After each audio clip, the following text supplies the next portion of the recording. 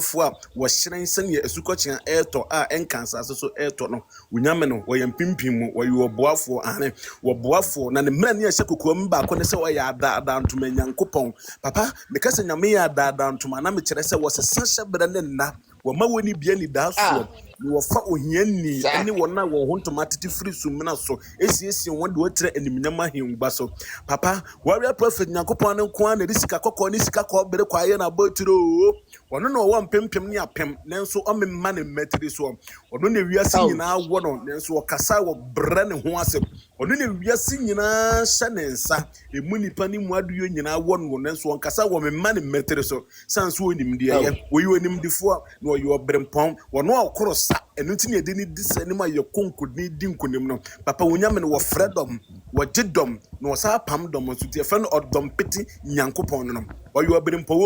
wo yi kankania wo da kwa ye brento ma wenyi da no wose bo no no anso ne wose ba wo de hu enwen ne ba warrior prophet nyankopon nko a ene wo de panie tu ba re menim guase ka bo papa wo nyankopon nko na de kosua badwen menim guase ka ebo hwe wo no wo ya asena na ye sene son kranta na de kwa akwan ye ne munguase no yo dr wrento mu wrantom kwabra piesa wo bawura dr kwa ye brento ma mawdo manyina do wonsa guoti twa